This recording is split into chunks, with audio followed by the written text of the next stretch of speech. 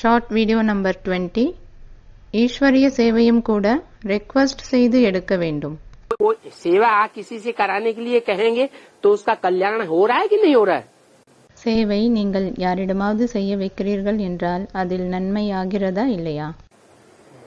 कल्याण तो हो रहा है, लेकिन उसके कल्याण के लिए भी अगर हम कोई बात बोल रहे हैं तो उसमें भी आर्डर नहीं होना चाहिए. நன்மை ஆகிறதுதான். ஆனாலும் அவர்களுடைய நன்மைக்காகவும் கூட நாம் ஏதாவது ஒரு விஷயத்தை சொல்கிறோம் என்றால் அதிலும் கூட ஆர்டர் இருக்கக்கூடாது. क्या होना चाहिए? रिक्वेस्ट होना चाहिए. என்ன இருக்க வேண்டும்? ரிக்வெஸ்ட் இருக்க வேண்டும்.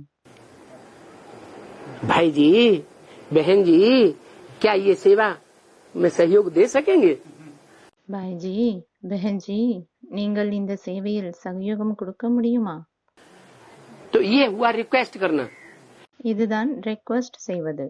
माने वाचा से भी, दृष्टि मात्र से भी या कर्मेंद्रियों से भी किसी भी प्रकार की हिंसा नहीं करनी है. என்றால் வார்த்தைகளாலும் கூட, பார்வைகளாலும் கூட, அல்லது கர்ம இந்திரியங்களாலும் கூட எந்த விதமான இம்சையும் செய்யக்கூடாது. ऐसी ईश्वरीय मत से हम नई दुनिया राम राज्य की स्थापना का कार्य संपन्न करते हैं. அத்தகைய ஈஸ்வரிய வழியால் நாங்கள் புது உலக ராமராஜ்யத்தின் ஸ்தாபனைக்கான காரியத்தை முழுமையாக்குகிறோம்.